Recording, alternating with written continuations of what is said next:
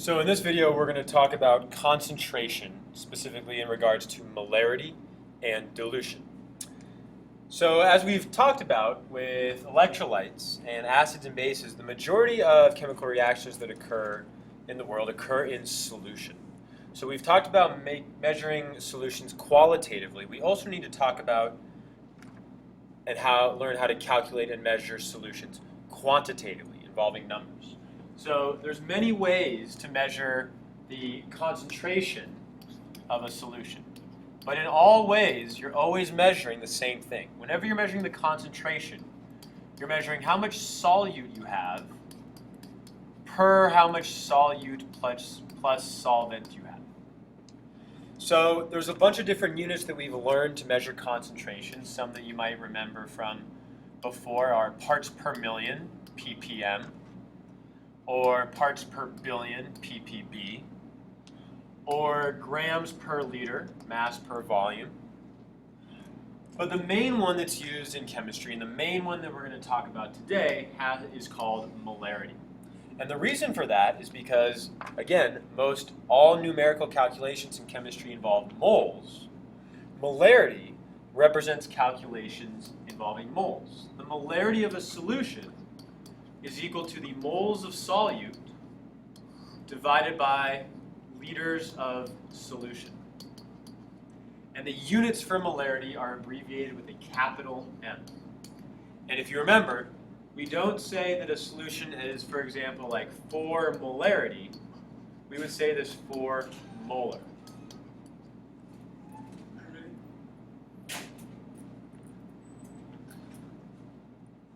So what we have here are two examples. We have a solution shown on the left that has a concentration of 1 molar, and a solution on the right that has a concentration of 2 molar. What this means is that there is 1 mole of solute for every 1 liter of solution, which gives us 1 molar. This solution, on the other hand, has a concentration of 2 molar, which means there are 2 moles of solute for every 1 liter. So if we look at the actual diagram, well, what do we see? Well, in the diagram on the left, we have what looks like 1, 2, 3, 4 different solute molecules. And on the right, well, we know since the concentration is twice as much, it's 2 molar instead of 1, we should have twice as many moles of solute. We have 1, 2, 3, 4, 5, 6, 7, 8. Don't worry about this white stuff at the bottom. It's a lab thing called a marble chip. So just what we can see here is something that's more concentrated, has more moles of solute in it. What you need to know how to do are problems involving molarity. So I'm going to do 2 quick examples. Number 1, 16.75 grams of ammonium nitrate is dissolved in 275 milliliters of solution. Based on this information, what is the molarity of the solution?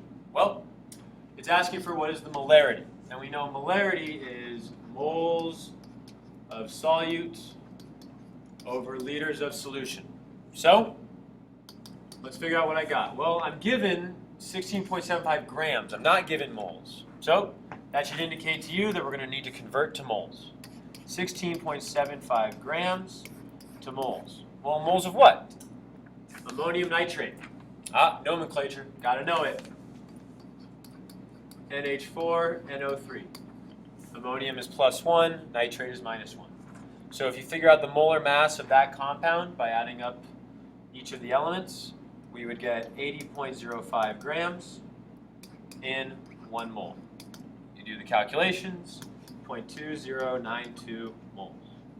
So we have this first part here, moles of solutes. Now we need liters of solution. Well, we're given 275 milliliters, not liters. So a very common mistake here would be to do 0.209 divided by 275. That's wrong. The molarity is going to be equal to 0.2092 over how many liters we have. So, quick way to remember, to go from milliliters to liters, you just divide by 1,000, or if you want to remember it with our King Henry, divide by drinking chocolate milk, that's fine. So 275 over 1,000 would give us 0.275. So if we did the math, we get a final answer of 0.76 with sig figs, 1 molar. That is the concentration of this solution based on this information. Let's try a different example problem. This problem asks how many grams of glucose, C6H12O6, are needed to make 1.5 liters of a 0.25 molar solution. Well, I'm given 1.5 liters, I'm given 0.25 molar. So I know that this represents moles per liter. So let me rewrite it as 0.25 moles per 1 liter. I know that in every 1 liter there are 0.25 moles of glucose based on this information given. I also know that I have 1.5 liters of solution.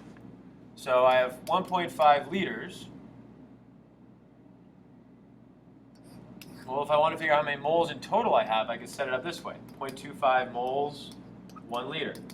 And if I went ahead and did the math, multiply those across, I would get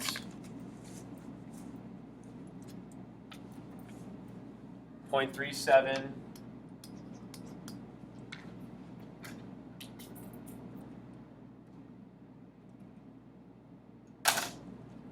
5. Another way you can set this up, I remember you guys learning this in MV, setting up as a proportion, where X number of moles over 1.5 liters is equal to 0.25 moles over 1 liter. And then doing a butterfly and solving for X, you get the same answer. So that's how many moles are present. But the problem's not asking for moles. The problem's asking for grams of glucose, C6H12O6. Oh, gotta do a conversion. This should be second nature by now. If you don't feel comfortable with these, you really gotta practice them. So 0.375 moles. I know in 1 mole of glucose, based on this formula, that's 180 grams. So if I go ahead and do the math, my moles cancel, like my liters had canceled back here, and I would get, with sig figs, 68 grams. So if you want to make a 1.5 liters of sugar water that has a concentration of this, you need to add 68 grams of sugar into the water. The problems that we'll do in class are much more complicated than this, but you need to feel very comfortable with just converting between grams, liters, moles, and calculating molarity. The other concept we need to review is the idea of dilution. So what is dilution? When you dilute a substance, you decrease its concentration by adding solvent. So let's think about a very simple example. You make a glass of Kool-Aid. You make this glass of Kool-Aid on the left. If you're a good person, it's probably a strawberry Kool-Aid. But maybe it's cherry or fruit punch. I don't know. Strawberry's the best. But you taste it and, way too strong. You don't want to taste that strong, so what do? Well, usually, you'd pour some of it into another glass, maybe that much, and then you'd actually add some water. You'd pour in some H2O. What you're doing is you are diluting your Kool-Aid because you're adding more solvent. So essentially what you're doing, if you think about this in terms of molarity, the number of moles is staying the same. The number of moles of solute is staying the same, but you're increasing the number of liters because you're adding more solvent. And if you think about it, this number, as it increases, the denominator gets bigger, that's going to make the molarity drop. And you could do that over and over and over again to change the molarity exactly how you want it. There's a simple formula for figuring out how to do dilution problems, and this is something that will pop up over and over and over again, so just store it in your brain. M1V1 equals M2V2. I'm not going to go over the derivation of this, just memorize it. Again, I apologize, I keep saying there's not much stuff you need to memorize, but this is one that can make problems a lot easier when we get to acids and bases and when we're doing titrations than not knowing it. What this means, these little ones are your first solution. So M1 and V1, this represents the molarity of the first solution and the volume of the first solution. Whereas the 2's are like your second solution, whatever you're trying to make, whatever you're trying to dilute it to. So this is the molarity and the volume of your second solution. So whenever you're doing a dilution problem, you'll be given 3 of these, and you'll have to solve for the 4th. So let's do an example together. Example 3 here says a stock solution of hydrochloric acid has a concentration of 12 molar. You wanted to dilute the solution to make 500 milliliters of a 0.1 molar HCl solution. How much of the stock do you need? This word stock, don't worry about it too much. Basically, it means like from the store. Okay? It's something that you just start with that you can use to make any concentration that you want. So a stock solution has a concentration of 12 molar. So this is like our starting solution. This is our starting molarity. This is like our M1.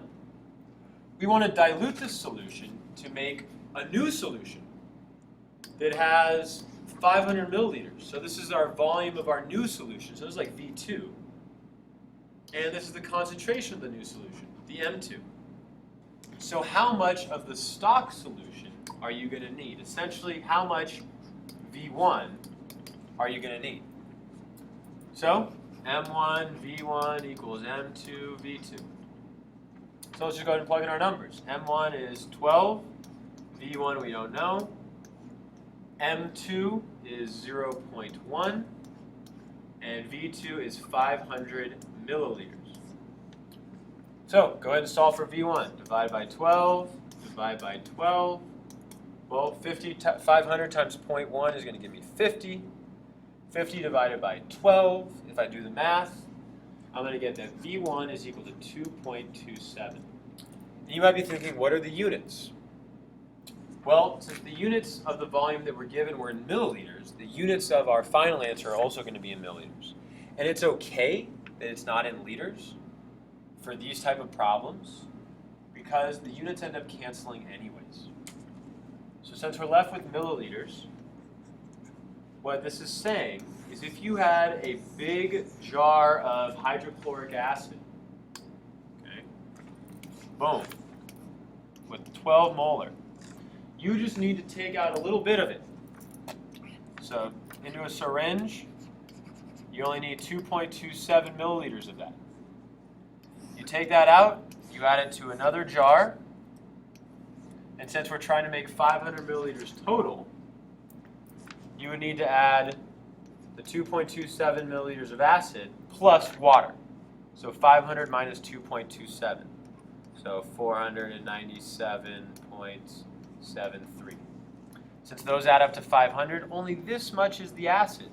The rest is water. So that's just like your Kool-Aid. You're adding a ton more solvent. That's going to drop the concentration. And based on the math, therefore, we know the new concentration of this is going to be 0.1 molar. If you're curious why I chose this problem, this is exactly what I did when I made our 0.1 molar HCl and NaOH earlier in our titration lab because the stock concentration was 12 molar. So, do you know how to use the dilution equation? Do you have it memorized? Do you know what the concept of dilution is? Do you know molarity and how to solve for grams, moles, and liters? And can you draw representations to show what these look like? And if you can, you're good to go with